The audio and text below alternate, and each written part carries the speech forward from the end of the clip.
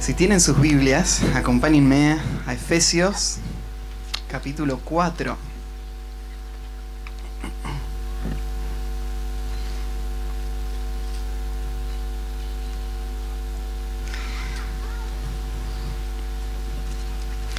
Yo mencionaba recién que la iglesia es el producto de la obra de Dios. Dios es el que está haciendo esta obra, es una obra poderosa de salvación. Y cuando nosotros miramos algo como hoy, ¿no es cierto?, este símbolo del bautismo, tenemos que entender de que la obra de salvación es mucho más grande que lo que acabamos de ver.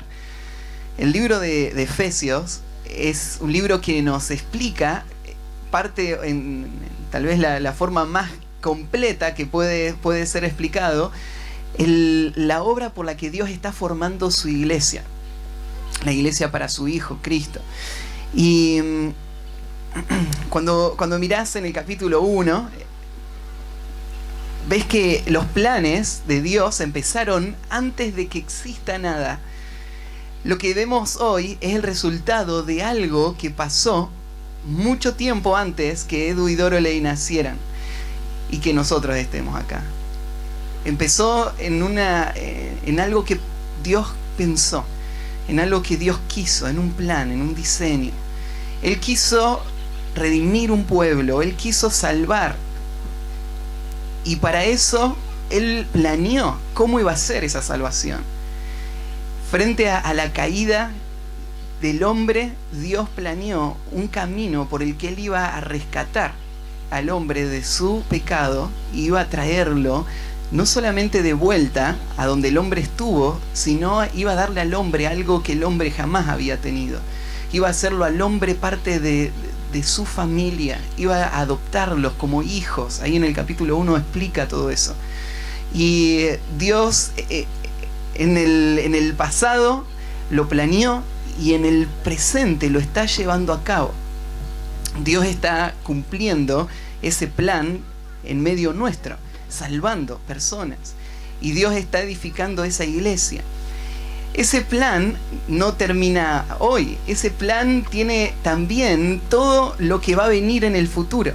Si vos lees en el capítulo 1, te cuenta a dónde se dirige todo ese plan. Todo ese plan se dirige a que Dios un día va a hacer que toda la creación lleve gloria a Cristo. Y gloria a través de Cristo a sí mismo. Dios va a mostrar su gracia a través de toda la historia de la humanidad en un pueblo que Él va a salvar, que va a ser el pueblo que va a vivir con Él por toda la eternidad. Y ese plan Dios lo está ejecutando. Dios tiene el poder para cumplirlo. Dios tiene tanto poder que ni siquiera el pecado de toda la humanidad, puesto todo sobre una sola persona, ni siquiera eso pudo evitar que Dios venciera. Cuando Jesús cargó el pecado de todo el mundo en esa cruz y murió y fue puesto en la tumba, el poder de Dios hizo resucitar a Jesús. Dios tiene tanto poder que Él puede dar vida a aquel que carga con no solo tu pecado, sino el pecado de toda la humanidad. Y Dios también mostró ese poder en nuestras vidas.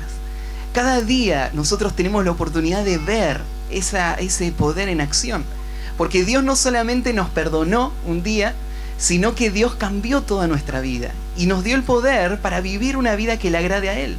Cada día, cuando vos luchás con el pecado y vencés el pecado, vos ves parte de ese poder, el poder que te está salvando, el poder que está arrancando ese enemigo de tu corazón y que va al final a cumplir el fin de Dios. Él va a limpiarte completamente hasta el día que estés en su presencia. Pero ese poder hizo algo más, algo asombroso que explica en el capítulo 2 al final. Ese poder te hizo parte de algo precioso. Te hizo parte de una nación. Te hizo parte de una familia. Te hizo parte de un edificio, dice al final del capítulo 2. Eso es la iglesia. Cuando Dios te salvó, el poder de Dios te hizo parte de algo de lo que vos no eras parte. Y fuera de eso, fuera de la iglesia, vos no tenías nada.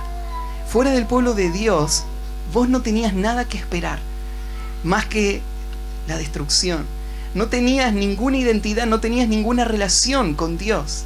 Pero el día que Dios te salvó, te puso en el pueblo de los salvos. Y ahí vos podés disfrutar de todo lo que Dios le prometió a ese pueblo.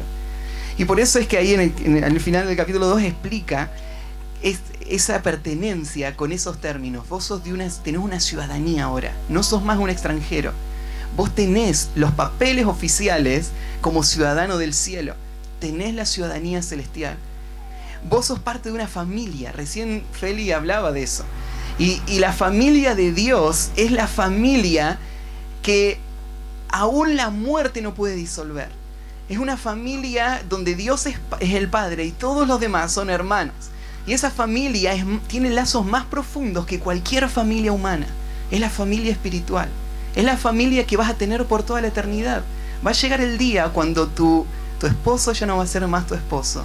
Donde tu papá, tu mamá, tus hermanos no van a tener más esa relación con vos. Pero donde vas a disfrutar de tu verdadera familia. La familia espiritual, donde Dios es tu Padre y tus hermanos son los salvados por Cristo. Gracias, Dios. Y al final, el último ejemplo que da Pablo es el ejemplo de un edificio. Sos parte de un edificio que está creciendo. La iglesia no es un grupo estático. La iglesia crece. Crece porque cada miembro de la iglesia crece. Cada persona está creciendo para ser cada día más parecida a Cristo. Y crece porque también Dios sigue añadiendo a la iglesia cada día los que han de ser salvos. Y esa es la forma en la que el pueblo de Dios está creciendo como un templo santo, dice ahí al final. Bueno, y el capítulo 3, Pablo presenta todo lo que le dio Dios a él como apóstol. Y hace una oración al final. Y termina la oración en el versículo 20 diciendo así, mira, Efesios 3:20. Y aquel que es poderoso para hacer todas las cosas mucho más abundantemente de lo que pedimos o entendemos, según el poder que actúa en nosotros. De nuevo, el poder que actúa en nosotros. Es ese poder que un día llegó y ahora sigue obrando, cumpliendo la salvación de Dios. Ese poder que está actuando en nosotros, a Él sea la gloria en la iglesia, en Cristo Jesús, por todas las edades, por los siglos de los siglos. Amén. En la iglesia, la gloria tiene que ser para el que tiene el poder para hacer todo esto, que no es ningún hombre, no es ningún programa, no es ningún ministerio, no es ninguna actividad que hagamos, es Dios. A Él tiene que ir la gloria, porque Él lo está haciendo, y Él lo va a hacer mucho más allá de lo que entendemos aún. Todo lo que expliqué y lo que todo este libro explica, no llega ni siquiera a empezar a explicar todo lo que Dios está haciendo. Y Dios va a hacerlo, va a cumplirlo. Bueno, expliqué todo esto porque el capítulo 4 es donde quiero que pongamos la atención. Pero el capítulo 4 empieza con la palabra pues. Yo pues. Pues significa por lo tanto. Sabiendo todo esto, sabiendo lo que Dios planeó, sabiendo lo que Dios hizo en tu vida, sabiendo a quién perteneces y a qué pueblo perteneces, sabiendo ahora que sos parte de esta iglesia, ahora entonces Pablo va a hacer un ruego. Y vamos a leer los primeros versículos hasta el versículo 6, del 1 al 6. Y estas son palabras para Edu y Doreley en primer lugar, porque son palabras de por lo tanto, ya que Dios hizo todo esto que ustedes dijeron, ya que dieron testimonio de esa salvación, entonces ahora, por lo tanto, esta es la manera en la que deben vivir. Y hay una lección aquí importante que quiero dejarles en su mente y en su corazón para el resto de sus vidas cristianas. Y es para todos nosotros también, porque si hemos creído y somos parte de la iglesia, entonces este pues es para nosotros también. Y dice así: yo pues, preso en el Señor, os ruego que andéis como es digno de la vocación con que fuisteis llamados, con toda humildad y mansedumbre, soportándoos con paciencia los unos a los otros en amor, solícitos en guardar la unidad del Espíritu en el vínculo de la paz. Un cuerpo y un espíritu, como fuisteis llamados en una misma esperanza de vuestra vocación, un Señor, una fe, un bautismo, un Dios y Padre de todos, el cual es sobre todos y por todos y en todos. Bueno, en una sociedad individualista, la iglesia se levanta con un mensaje que va en contra, donde ya no hablamos de la individualidad, sino que hablamos de la unidad. Claro que cada creyente tiene una vida propia y tiene una relación propia con Cristo, pero nacer de nuevo en parte es abandonar tu autonomía, abandonar esa vida independiente y venir a ser parte de algo, ser una parte de un cuerpo, una parte de un pueblo. Bueno, esta idea de unidad es de lo que va a hablar Pablo acá. Él va a hablar de lo importante que es que ustedes entiendan que la nueva vida a la que Dios les llama es la vida de la unidad. Jesús, antes de que llegue su última hora, Él hizo una oración que es famosa. Ahí en Juan capítulo 17 Jesús hace la oración sacerdotal. La oración esa que Él va a orar por sus discípulos y aún por nosotros oró Jesús. Y en esa última oración, una de las cosas centrales que Jesús oró, Él oró por unidad. Él oró para que sus discípulos y los que vinieran después de ellos sean uno. Sean uno como el Padre y el Hijo son uno. Bueno, eso es bastante pedir eso, ¿no? Que esa clase de unidad sea la que se vea cada día reflejada en la vida de la iglesia. Pasaron 2000 años. Y uno se pregunta, ¿qué pasó con eso? ¿Le respondió el Padre la oración a su Hijo o no? Esa es una pregunta teológica difícil. Porque dice el Señor, bueno, la Biblia nos dice que si pedimos alguna cosa conforme a su voluntad, Él nos oye. Y si nos oye, tenemos lo que le hayamos pedido. O sea, si alguien le pide a Dios algo que va de acuerdo a su voluntad, Dios lo hace. ¿Y el Hijo le pidió algo que el Padre quiere? ¿El Padre quiere que seamos uno? El Hijo se lo pidió al Padre, le dijo que sean uno.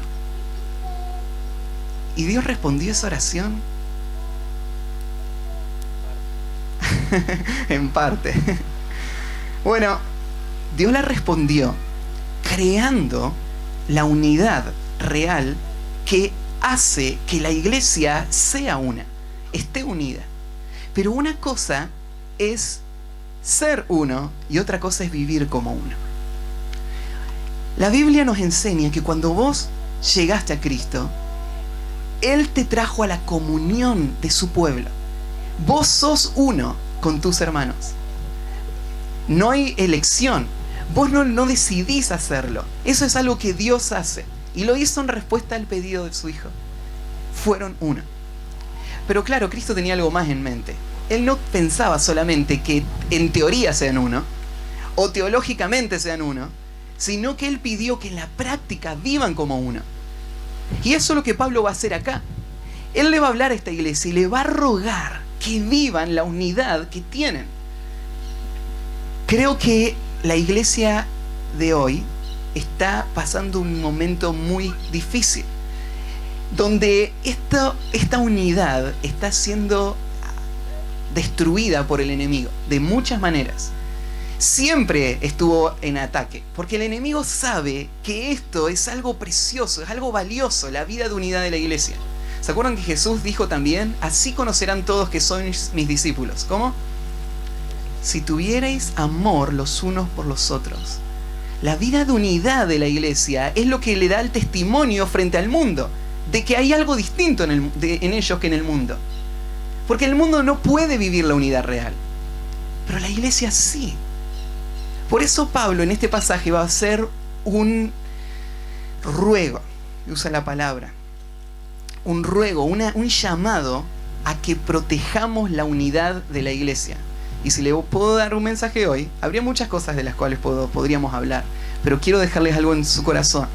Ustedes están entrando a la vida de nuestra iglesia como miembros y quiero darles esta tarea que Pablo les da. Defiendan la unidad de la iglesia, protéjanla.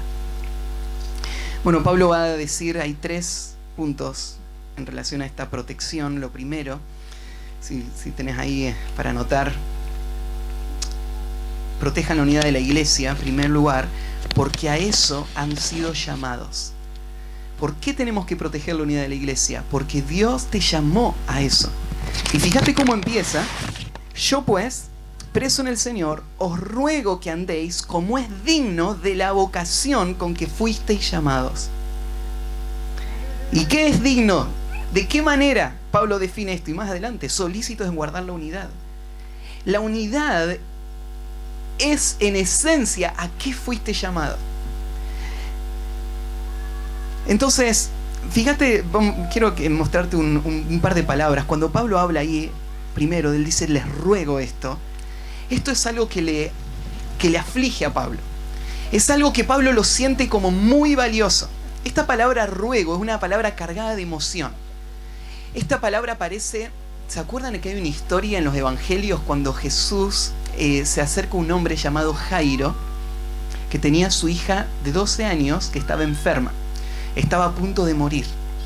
Y dice que vino Jairo a Jesús y le rogaba que vaya a su casa. ¿Qué actitud tenía Jairo en ese momento? ¿Cómo piensan qué significa la palabra ruego? Estaba en desesperación. Su hija, dice ahí su única hija, era la única que él tenía, estaba a punto de morir y está rogando, Señor, por favor, vení a casa. Sos el único que puede salvar a mi hija. Vení a casa, te lo ruego. Pablo usa la misma palabra para decirte esto. Yo te ruego, te lo ruego. Como si fuese a ver algo muy valioso en peligro. Como si fuese a ver algo que cargue el corazón de este hombre. Y es eso. Y para un hombre que está en el ministerio, para un pastor, puede entender el pastor un poquito más de por qué Pablo lo dice con estas palabras. Porque el pastor ve todas las maneras en que el diablo está tentando contra la unidad. Y entiende todo lo que pierde la iglesia al perder la unidad. Y por eso Pablo lo dice con este nivel de sentimiento. Les ruego que andéis. Pablo le dice no solamente que piensen que son uno. Les ruego que anden. Ahí la palabra andar significa andar en el sentido de practicar, caminar cada día, las cosas que yo hago, las decisiones que yo tomo. Andéis como es digno de la vocación con que fuisteis llamados. Esa idea como es digno, que esté al mismo grado tu nivel de compromiso a vivir esto que el plan de Dios que tuvo desde el principio para salvarte, como es digno de la vocación con que fuiste llamado. O sea, la vocación, ese llamado que Dios hizo a tu vida. Acá esta expresión, el llamado, abarca todo lo que dijimos antes. Lo que Dios planeó desde la eternidad, lo que Dios hizo por medio de Cristo, lo que Dios hizo en tu vida para salvarte, lo que Dios está haciendo hoy, todo eso, Dios lo hizo para que vos vivas esta unidad. Y entonces, Pablo hace ese clamor. La unidad en la iglesia no es algo opcional. No es algo que yo puedo pensar en abandonar cuando las cosas se pongan difíciles. No es algo que yo puedo tampoco elegir y pensar la unidad la puedo vivir con esta persona y no con esta persona. Porque la unidad está ligada al llamado que has recibido. Negar la unidad es negar tu llamado. Es negar que vos has sido llamado por Cristo. Si vos negás que vos has sido llamado a la unidad. Porque esto es lo que dice Pablo. De acuerdo a lo que has sido llamado, de esa manera vivan. Entonces, en primer lugar, protejan la unidad porque a eso han sido llamados. En segundo lugar, protejan la unidad de la iglesia cultivando actitudes de pacificador. Actitudes de pacificador. Unidad no significa que la vida simplemente va a quitarte todos los obstáculos y que vos vas a sentir en todo momento atracción y que vos vas a disfrutar de una relación sin ningún temor y sin ninguna preocupación con todas las personas. Porque hay enemigos de la unidad. El enemigo de la unidad es el pecado. Es el corazón orgulloso, que se ve a él mismo como el fin y todo lo que tiene alrededor como el medio. Y cuando lo que tengo a mi alrededor no sirve para mi fin, eso me irrita y me hace pensar de que ya no quiero vivir esa relación. Ese pecado está atentando contra la unidad de la iglesia. Y por eso es que Pablo le dice a la iglesia que la clave para poder vivir la unidad es cultivar ciertas actitudes. Y ahí te explica Pablo algunas. Lo primero que dice Pablo, dice, para poder vivir esta unidad, tiene que ser hecho con toda humildad y mansedumbre, soportándonos los unos a los otros en amor. Primero, humildad. Para poder tener unidad se necesita humildad. Esta palabrita humildad literalmente significa hacerse pequeño, ser hecho pequeño. Bueno, no significa realmente hacerte pequeño, sino tener la actitud de uno que es pequeño. Es lo que dice en el próximo libro, en Filipenses. Miren, Filipenses capítulo 2. Filipenses 2, versículo 3. Pablo está corrigiendo a esta iglesia en actitudes que ellos tenían y le dice así: nada hagáis por contienda o por vanagloria. Y esa expresión, ¿no es cierto? Contienda significa competencia y vanagloria es inflar algo hueco. Y entonces Pablo les dice, eso no deben hacer. Eso es lo que hacen los políticos. La palabra contienda es la misma palabra que se usa para lo que hace el político para ganar los votos. Está tratando de ganar una posición por medio de lo que dice y por lo que hace. Dice, ustedes no hagan nada de eso. No compitan. No inflen su vanidad. Antes bien, con humildad. Y acá te dice, entonces la humildad te da un contraste. ¿Qué no es humildad? No es humildad la contienda y la vanagloria. ¿Cómo se vive en humildad? Se vive en humildad estimando cada uno a los demás como superiores a él mismo. La humildad es la actitud de una persona que puede no mirarse a sí mismo, sino mirar a los demás. No menosprecia lo que él es, pero no le da tanta atención. Él no está preocupado por promover lo que él es, él está preocupado por servir a los demás. Y él se ocupa de poner a los demás en su corazón por arriba suyo, como superiores, llama ahí. Superiores significaría poniéndolos, pensando en que ellos reciban el favor, en que ellos reciban la promoción, en que ellos sean empujados hacia adelante, cada uno mirando a los demás como superiores a él mismo. No mirando cada uno por lo suyo propio, sino cada cual también por lo de los otros. El versículo 5 te da el ejemplo. ¿Quién vivió esa vida? No existe esa vida. Y dice, sí, en ustedes tiene que haber el mismo sentir que hubo en Cristo Jesús, el cual, siendo en forma de Dios, no estimó el ser igual a Dios como cosa que aferrarse, sino que se despojó a sí mismo, tomando forma de siervo. ¿Viste lo que hizo Jesús? Nosotros, siendo nada, nos inflamos. Jesús, siendo Dios, dice, se despojó a sí mismo, tomando forma de siervo. Y dice, eso es lo que vos tenés que hacer. Cada día que pasa, tu crecimiento en ser más como Cristo implica que cada día que pasa vas a verte más humillado y a los demás como el fin que buscas. Eso es lo que hizo Cristo. Cristo fue un camino de servicio que le llevó cada vez más abajo. Y esa es la vida cristiana real. Entonces, cuando Pablo dice ahí que debemos vivir de acuerdo a la vocación, como es digno la vocación, con toda humildad, nos muestra el primer paso. Para poder guardar la unidad tenemos que tener humildad. La humildad va a hacer que vos puedas soportar para poder servir.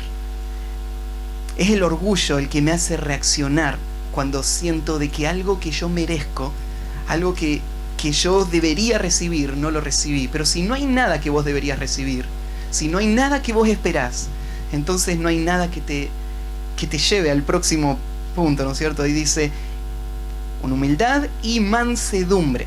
La mansedumbre está ligada a la humildad, porque la mansedumbre sería lo contrario de la ira, ¿no es cierto? Es la paciencia, la longanimidad.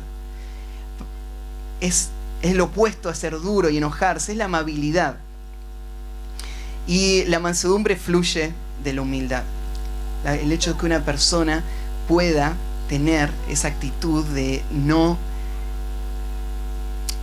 reaccionar y no responder, depende de que pueda verse a él como el siervo y a su hermano como a quien aquí está sirviendo. Y el próximo dice, soportándoos con paciencia. Y ahí la paciencia es otra cosa. La paciencia requiere tribulación para poder ejercitarse, ¿no?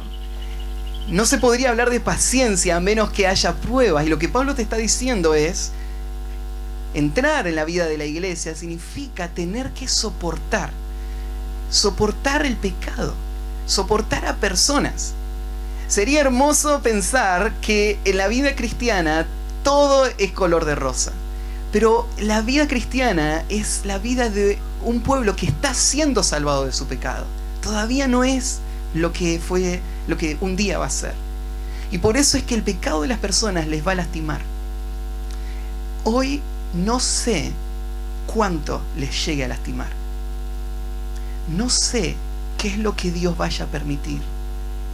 Pero yo he visto creyentes sufrir heridas muy, muy profundas por hermanos que le han lastimado. Y muchas veces esas heridas son las que usa el diablo, Satanás, para reenfocar el corazón y ya no ver a mi hermano como superior a mí mismo, ya no ver a mi hermano como el fin, sino verme a mí como el perjudicado, sentirme yo como la víctima y verme a mí ahora como el que tiene el derecho de tomar revancha, de guardar rencor, de crecer amargura en mi corazón. Y Pablo dice, con humildad y mansedumbre, soportándoos con paciencia los unos a los otros. Y agrega algo más, la única forma en la que se van a poder soportar con paciencia es lo que agrega ahí, en amor. Hoy la iglesia está viendo en ustedes y escuchando el testimonio de que ustedes están dando de que han nacido de nuevo. Pero hay una evidencia de ese nuevo nacimiento que lo va a mostrar el tiempo, y es el amor. El amor real va a ser puesto a prueba y se va a mostrar en una actitud de sacrificio, de servicio, de renuncia, aun cuando reciba dolor, aun cuando no reciba ningún pago por eso. Cualquier persona del mundo puede amar a los que le aman. Solo el Hijo de Dios puede amar a sus enemigos. Y el Señor les llama a esto. Si ustedes tienen el amor de Dios, entonces ejercítenlo en paciencia, soportando las heridas, soportando el pecado. Y el versículo 3, solícitos en guardar la unidad del Espíritu en el vínculo de la paz. Cuando estaba por nacer Betsy, a mi esposa se le ocurrió hacerle una alfombrita. Y lo vio en Pinterest, lo vio a una amiga, y entonces la alfombrita que quiso hacer era una alfombra de pompones. Así que se veía muy fácil, ¿no es cierto? Le explicaron cómo hacerlo. Y después empezó la tarea, ¿no es cierto? Y no era un pompón, no eran 200 de pompones hacen la alfombrita, ¿no? Así que aprendí bastante de pompones en ese tiempo. Y los pompones los hace enrollando un hilito alrededor de un molde, y después que lo enrolla todo, corta toda la vuelta y agarra un hilito, lo pasa por el medio, tira, lo ajusta, y ese hilito mantiene unidos todos los demás. Entonces todos los perinchitos quedan para afuera y el hilito de adentro es el que está sosteniendo a todos los demás hilitos. Y vos cortás ese hilito y lo único que tenés son pedacitos de hilo, no tenés nada, no tenés un pompón.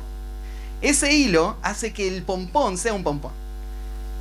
Acá mirá lo que termina diciendo. Dice, el vínculo, el hilito que sostiene todo, el vínculo de la unidad es la paz. Hay una actitud que es la que hace que se pueda mantener unido. Y es lo que yo decía al principio, la actitud de un pacificador. La actitud que no es un generador de sediciones, no es un generador de divisiones, de conflicto, de choque, sino que es una actitud de uno que busca sostener, uno que busca mantener unido el pompón. ¿Y qué es lo que lo mantiene unido? Es la actitud de ser un pacificador. Solícitos en guardar, proteger la unidad del Espíritu en el vínculo de la paz. El Espíritu es el que lo da, pero nosotros debemos guardarlo. Bueno, entonces protejan la unidad de la iglesia sabiendo que esos han sido llamados, protejan la unidad de la iglesia cultivando actitudes de pacificadores, protejan la unidad de la iglesia afirmándose en la doctrina que recibieron, afirmándose en la doctrina que recibieron. Las verdades que ustedes han creído, que les llevaron a dar este paso, son las verdades que tienen que sostenerlas por el resto de sus vidas. El Evangelio es lo que va a guiarles de aquí en adelante. Ustedes no se graduaron del Evangelio. El Evangelio fue el punto de partida, pero es lo que les va a sostener. Las verdades del Evangelio que hasta ahora les trajeron son las que le van a guiar y son las que van a hacer posible que haya unidad. Unidad viene cuando entendemos el Evangelio que nos une. Y acá Pablo va a pasar por una serie de doctrinas que son las doctrinas que hacen que tenga sentido aún todo lo que está pasando un día como hoy. Y por eso Pablo arranca, y fíjense cuántas veces, creo que son 7 veces en 3 versículos, Pablo va a usar la palabra un. Y ese Pablo lo usa para que vos sepas que hay algo que te une. Todos tenemos un solo. Esa repetición es para que vos nunca te veas a vos mismo aislado. Es uno solo. Y por eso acá arranca y va a dar el primero. Dice, un cuerpo. Un cuerpo.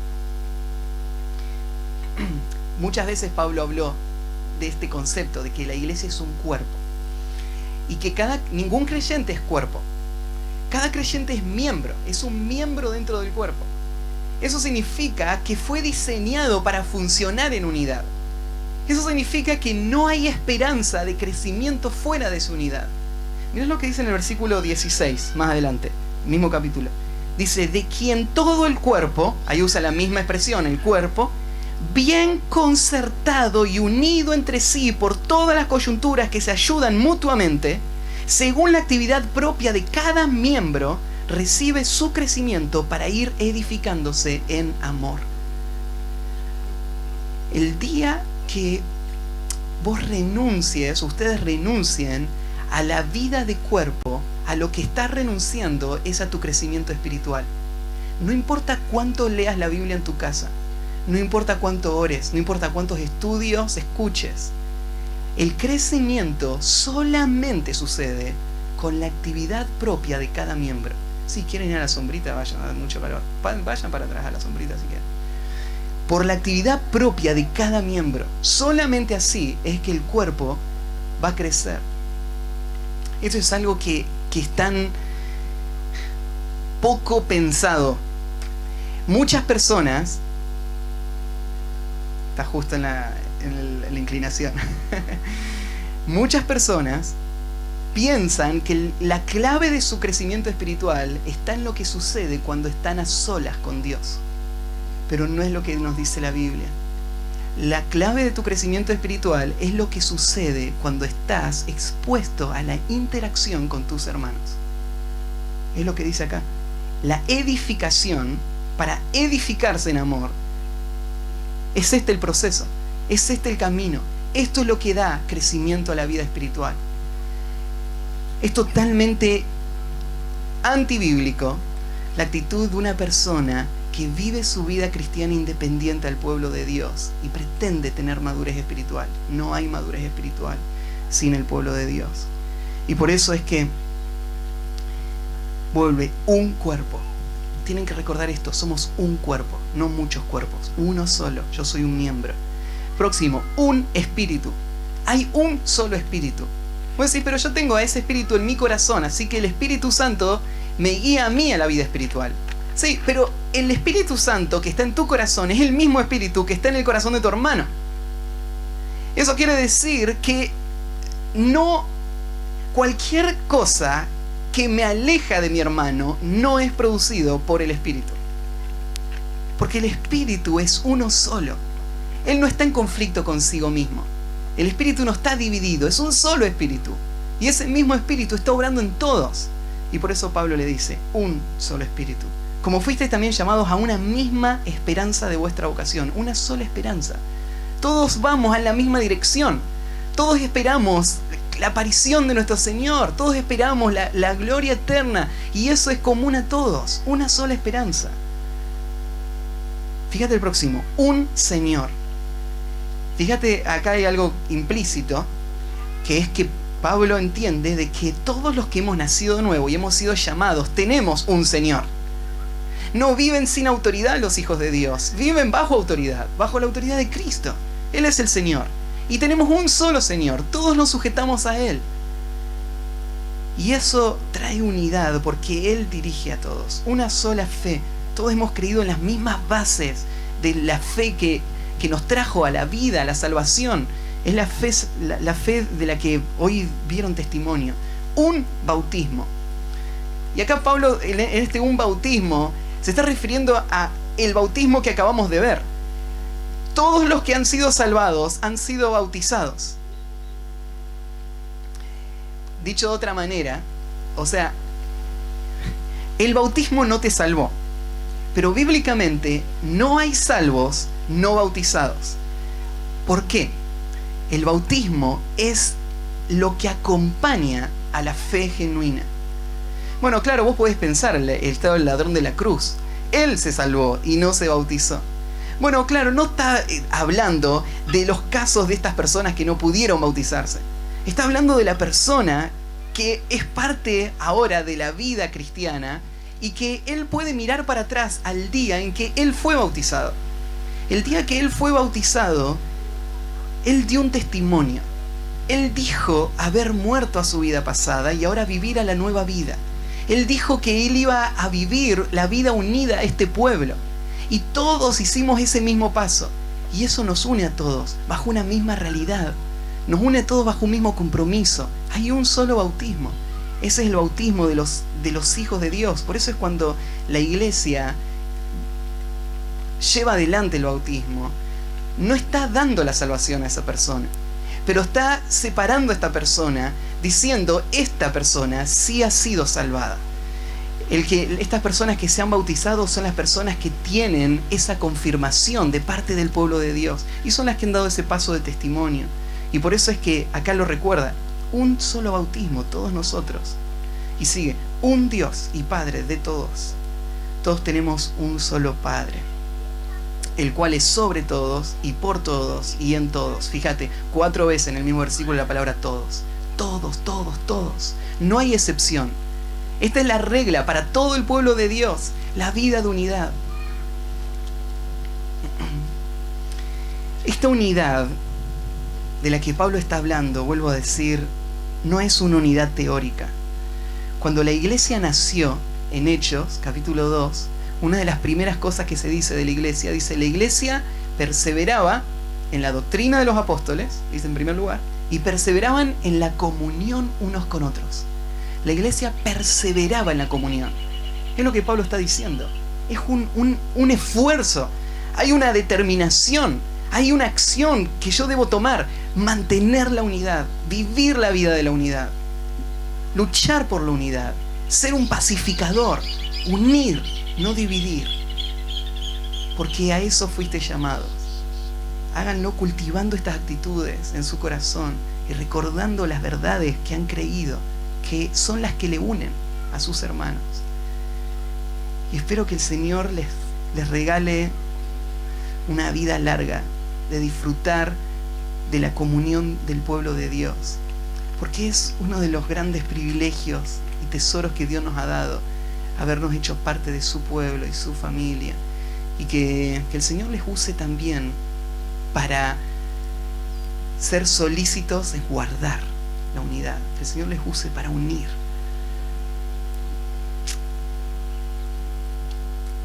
Yo les decía que hay cosas que cargan un corazón que llevan a decir lo que uno dice. No sé todo lo que había en el corazón de Pablo.